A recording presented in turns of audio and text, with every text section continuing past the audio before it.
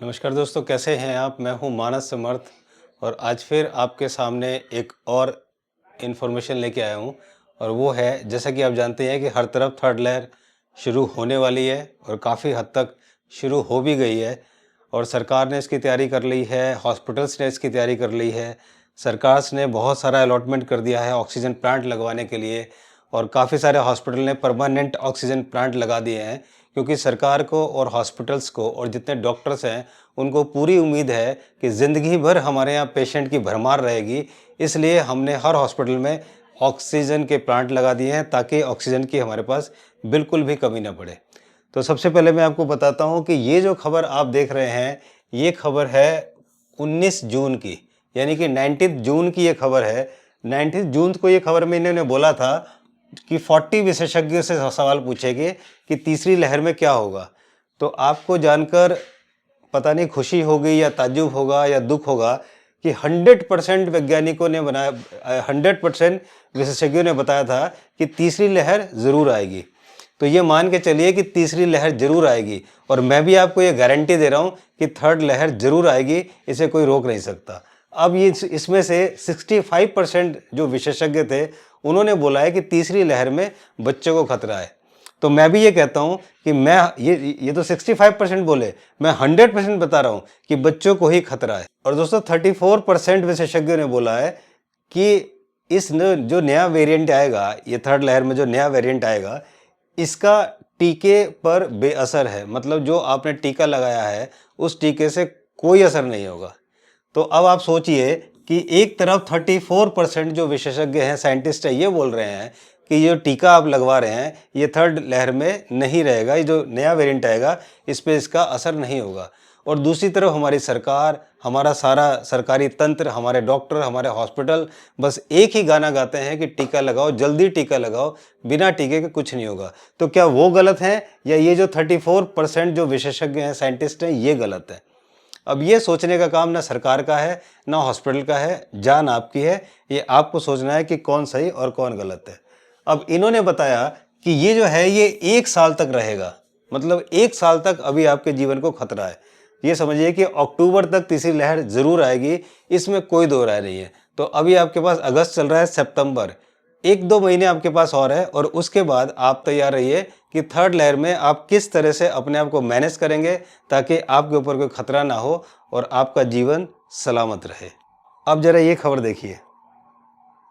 इस खबर में आप देखेंगे कि ये आज की खबर है, ये आज के अखबार की खबर है कि तेजी से बढ़ रहा है डेल्टा, राज्यों को अलर्ट जारी किया। और तीसरे लहर में, और कमाल की बात यह है कि ज्यादातर राज्यों में डेल्टा प्लस के 4 वेरिएंट है। डेल्टा प्लस के ज्यादातर राज्यों में 4 वेरिएंट है और इन चारों में से कौन सा वेरिएंट ज्यादा खतरनाक है ये आने वाले दिनों में ही पता चलेगा। लेकिन थर्ड लहर शुरू हो गई है, तो इसलिए आप अपने आप को संभाल कर रखें और अपने आप को बिल्कुल ठीक से रखें ताकि आपको कोई परेशानी, आपको कोई दिक्कत ना हो। तो अब मैं इसके बाद एक अगली खबर देखते हैं। इसमें देखिए, यहाँ पर अमेरिका और ब्रिटेन में बताया, ये भी आज की खबर है कि बच्चों में बड़ा संक्रमण हमारे लिए खतरे के संकेत। अमेरिका और ब्रिटेन में बहुत सारे बच्चों को संक्रमण बढ़ा है। हालांकि यहाँ मोस्टली वैक्सीन लग चुकी है, बच्चों के ट्रायल भी चल रहे हैं, उसके बावजूद भी सबसे ज़्यादा संक्रमण वहाँ पे। और इन्होंने एक एक चीज़ का बड़ा हिसाब दिया हुआ है कि यहाँ पर अमेरिका और ब्रिटेन में अगर हम बात करते हैं तो देखिए यहाँ पर सर्वाधिक 4,232 बच्चों के संक्रमण मिला है, जिसमें से 15 से 21 जुलाई के बीच में 5 साल से कम के 66 बच्चों में वायरस मिले हैं। मीन्स 66 बच्चों में इन्होंने बोला है कि वायरस मिले हैं। बहुत बारीकी से ये लोग देख रहे हैं कि ये मीडिया आपको छोटे से छोटा आंकड़ा भी बताना चाह रही है कि देखिए यहाँ पर जिस तरह से इन्होंने बताया कि 12 वर्ष से कम वर्ष के बच्चे इतने हैं और 224 बच्चों को भर्ती कराया गया, जबकि भारत में भी पहली लहर की तुलना में दूसरी लहर में बच्चे अधिक संक्रमित हुए हैं। तो इतनी सारी खबरें जो आपको ये दिखाई जा रही हैं, जो आपको सुनाई जा रही हैं, जो आप देख रहे हैं, ये आगाह करता है कि थर्ड लहर बहुत जल्दी आने वाली है।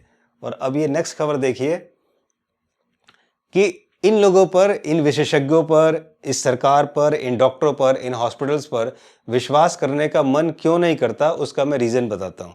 उसका रीज़न ये है कि आपने देखा होगा कि पिछली लहर में कि इन्होंने बोला था कि वायरस, ये जो वायरस है, ये कोरोना है, ये छूने से फैलता है। इसको छूना नहीं है, इसलिए इन्होंने कभी भी डेड बॉडी को किसी को नहीं सौंपा।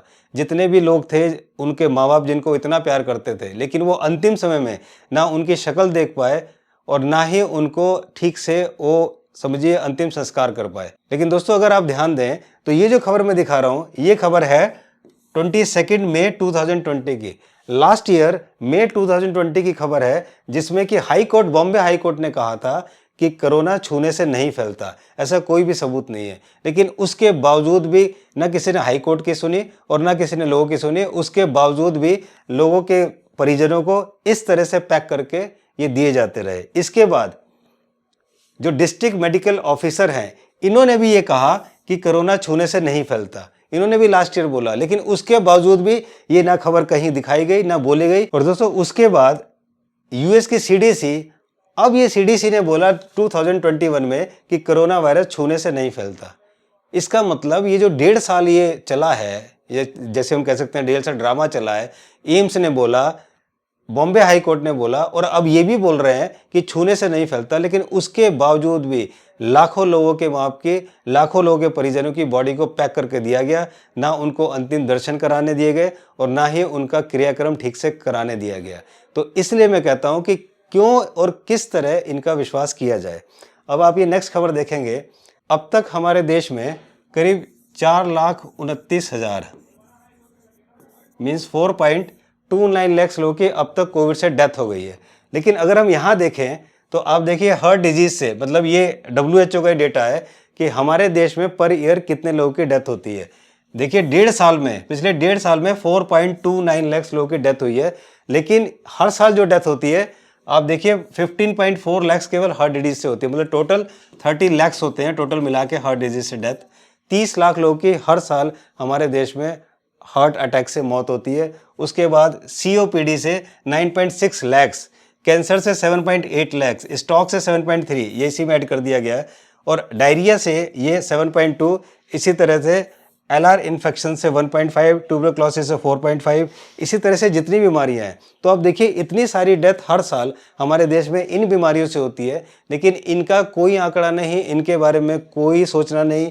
यहाँ तक कि अगर किसी को हार्ट डिजीज़ है, हार्ट की प्रॉब्लम है, और अगर वो हॉस्पिटल में जाता है तो वो बेचारा वैसे ही जाके मर जाता है, क्योंकि सबसे पहले उसका कोविड टेस्ट करेंगे, कोविड टेस्ट होगा तो फिर उसका वही हाल है कि ये करो वो करो, ये दवाइयाँ दो, और जो उसकी मेन बीमारी है उस तरफ तो कोई ध्यान ही नहीं जाता।